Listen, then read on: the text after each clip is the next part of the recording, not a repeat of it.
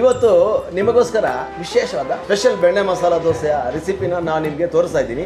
ಅರ್ಧ ಕೆಜಿ ದೋಸೆ ಹಾಕಿ ತಗೊಂಡಿದ್ದೀನಿ. ಮಂಗಳೂರು ಕುಸಕಿನ ನಾನು 1 ಮುಷ್ಟಿ, 2 ಮುಷ್ಟಿ, ಉದ್ದಿನ ಬೇಳೆ 50 ಗ್ರಾಮು, ಇದು 50 ಗ್ರಾಮು, ಅವಲಕ್ಕಿನ ಹಾಕ್ತಾ ಇದ್ದೀನಿ. ಅವಲಕ್ಕಿ ಅಷ್ಟೇ 2 ಮುಷ್ಟಿ. ಇದಕ್ಕೆ ಸ್ವಲ್ಪ ಮೆಂತೆ. ಇದನ್ನ ಹೆಚ್ಚು ಕಮ್ಮಿ ನಾವು 6 ರಿಂದ 7 ಗಂಟೆ ನೆನೆ ಹಾಕೊಬೇಕು.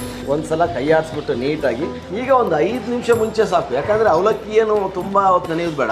ಸೊ ಈಗ ನಾವು ಇದನ್ನ ರುಬ್ಲಿಕ್ಕೆ ರೆಡಿ ಮಾಡಿ ಕೊಡ್ತಾ ಇದ್ದೀವಿ. ನೋಡಿ, ಇಲ್ಲಿ ತನಕ ರುಬ್ಬು ರೆಡಿ ಆಯಿತು.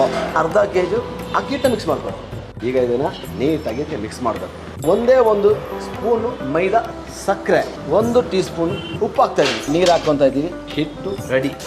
ದೋಸೆ ಹಾಕಕ್ಕೆ ರೆಡಿಯಾಗಿದೆ. ಒಂದು ಬೆಣ್ಣೆ ದೋಸೆ, ಒಂದು ತುಪ್ಪದ ದೋಸೆ. ಬೆಣ್ಣೆ ದೋಸೆ ಮೇಲೆ ಸ್ವಲ್ಪ ತುಪ್ಪ ಹಾಕೊಂತೀವಿ. ಆಮೇಲೆ ತುಪ್ಪ ದೋಸೆ ಅಂತ ಕೇಳಲೇಬೇಡಿ. ಬೆಣ್ಣೆ ದೋಸೆ ಮೇಲೆ ಕೆಂಪು ಚಟ್ನಿ ಹಚ್ಚಲ್ಲ. ತುಂಬ ಚೆನ್ನಾಗಿ ಬಂದಿದೆ. ನಿಮಗೆ ಒಳ್ಳೆ